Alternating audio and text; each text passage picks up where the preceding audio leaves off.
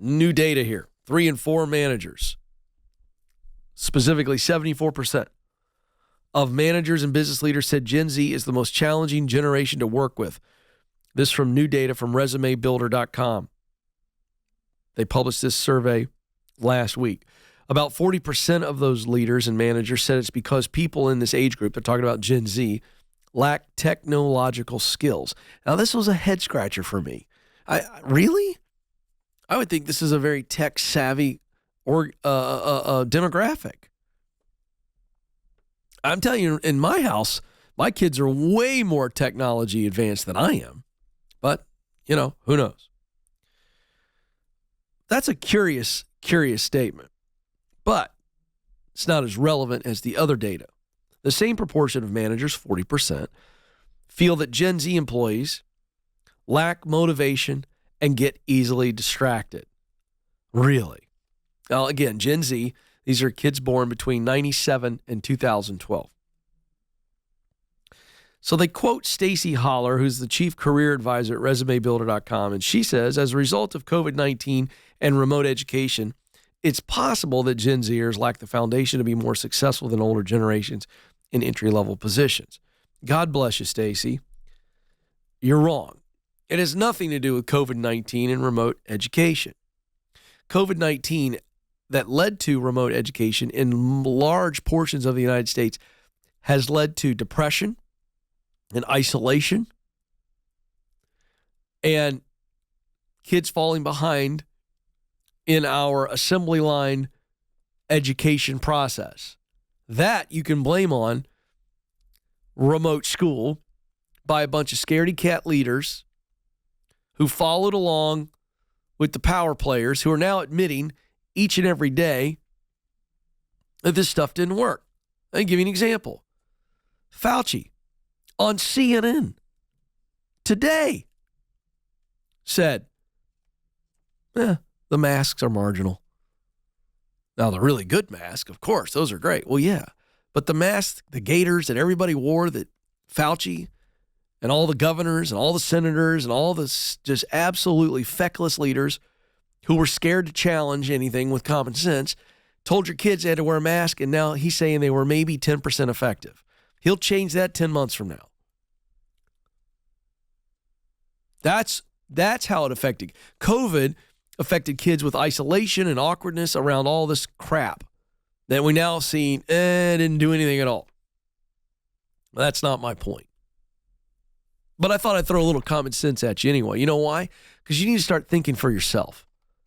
Just because your governor or your mayor or your senator or the president or the news anchor says it doesn't mean it's right.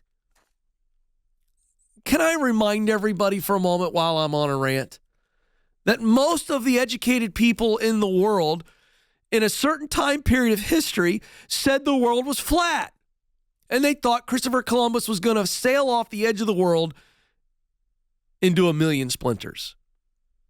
So can I just tell you folks, why don't you challenge the process? Jeez. I'm not going to say it. I got to keep going. So Stacy's wrong. It's not COVID-19 and remote education that make Gen Zers less successful than older generations in entry-level positions. You know what it is? It's smartphones and social media that make these kids less prepared. What do I mean? Well, the data says that they're lacking skills as it relates to interpersonal interaction, and they're easily distracted. You know why? Because of Snapchat and TikTok and Instagram. They are constantly getting updates, infusions into their system, right? The infusion. It's like, hey, oh yeah, got my hit, my latest update, the latest thing. And so they're so distracted because they're used to getting something new that entertains them every 5 seconds. So now you're going to take their phone away and they got to work and be focused for 30 minutes? Folks, We've conditioned these kids. Now, here's the good news. You can recondition their brain.